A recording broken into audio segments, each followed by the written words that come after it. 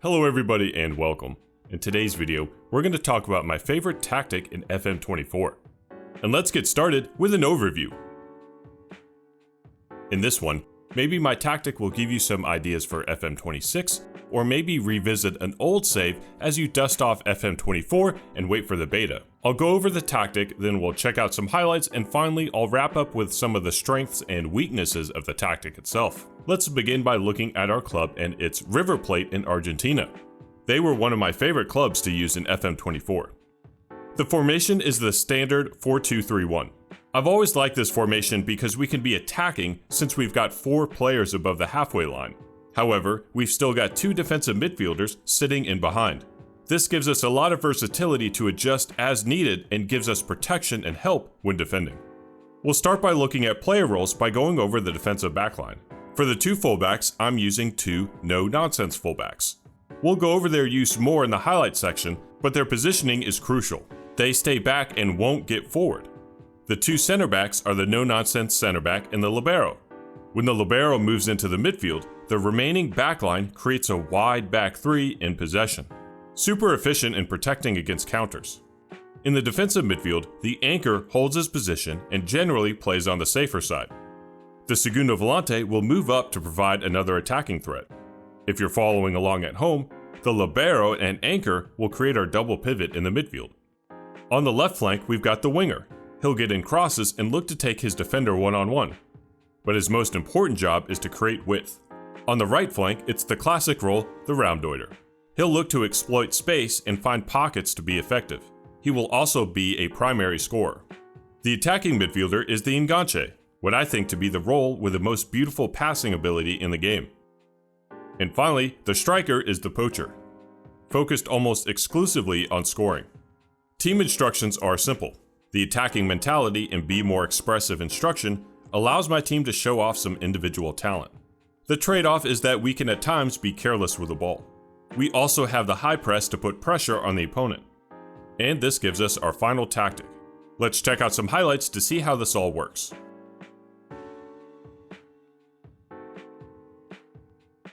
We start the first clip with their goalie on the ball.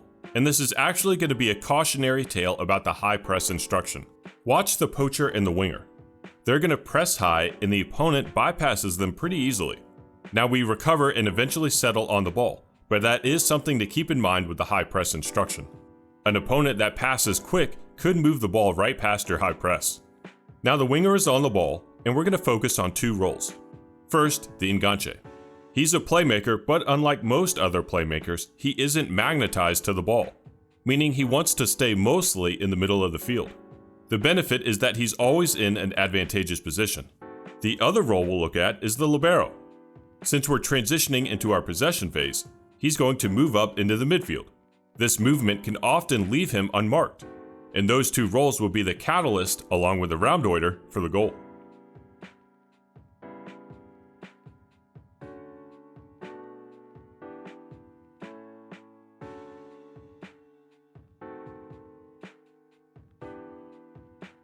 Let's look at another example on how a player role who doesn't touch the ball can be integral to an attack. In this one, we flip directions, so we're attacking from right to left. The anchor is on the ball right now, and it's a role that, for the most part, doesn't do anything too adventurous with the ball. Here's the enganche. Again, the role will not be drawn to the ball because he wants to stay in this area. Watch his positioning for a second. This is why I love the role. We've got our playmaker on the ball in such a dangerous position, but the work isn't done, because now we're going to focus on the poacher. He wants to lead the line and get on the end of passes, but in this clip, he's not going to touch the ball. What he's going to do, however, is pin this center back and free up space for the winger, who now only has to beat 1 defender. Here's the clip again at full speed just to give you an idea on the movement.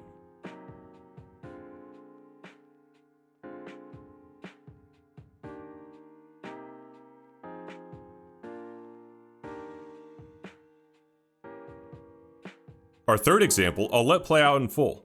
The play starts with the opponent's goal kick. But you're going to see one of the reasons why I love the no-nonsense center back.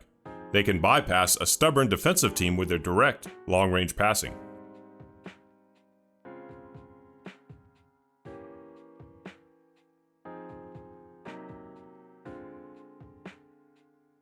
Alright, this example starts with us on the ball, right on the opponent's penalty box.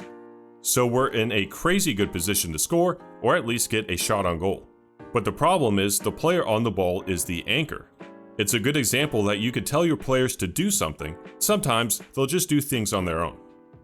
But now, I'll talk about why I love the no-nonsense fullback and their positioning. Watch this one here. He doesn't want to get forward, and instead he's going to drop, even though we still have the ball. He's in the perfect position then to stop the counterattack. I'll let the clip play for a second and then come back when we've settled on the ball.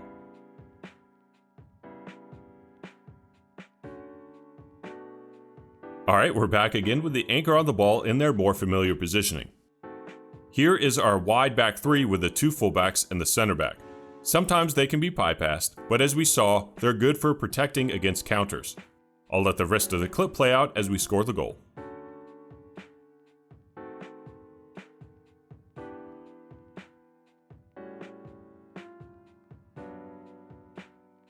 Our last example is a little different because it'll show some deficiencies in the tactic, and how the player roles you choose affects everything. So the opponent is on the ball out on the right flank, and they're attacking our goal to the left. This role here is my poacher, and I've bestowed my love for the role, but one thing they don't do is drop when defending. This would be the opposite of a role like the pressing forward, who happily drops back. The striker stays up top because again the role I've chosen is asking him to do that, meaning we're essentially defending with 10. Watch what happens as our striker holds his position up top, and then this opponent is going to drift into the open space that's created, and this movement leads to their goal.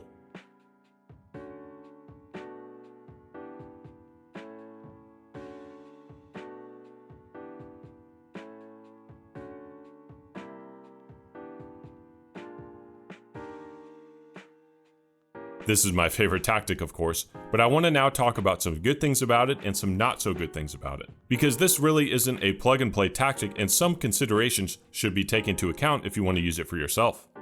Let's start with what's good about it. First, it excels at creating something from nothing. With the creative roles and the no-nonsense roles, the tactic can create sparks where it seems like nothing is going to happen. Next, you can really overload the midfield. The libero pushing up gives you that extra player in the midfield. And oftentimes, like we saw, they're going to be unaccounted for. And finally, a lot of unpredictability, though this could be good or bad. The players up front are given a lot of freedom to move around and see how they want to attack the defense. For some not so good things, I mentioned those attackers up front, but the tactic can become very top heavy, meaning if those players up front aren't creating a lot, you're not getting much help from elsewhere. Secondly, on that note, you don't get a lot of help from the fullbacks. Since they don't create any dynamic movements or overlaps, you don't really get any opportunities from them down the flanks. Finally, this is very much not a universal tactic. River Plate is a very good team, of course, but I've tried it with other teams and the flaws of the tactic really shine through if you're not careful.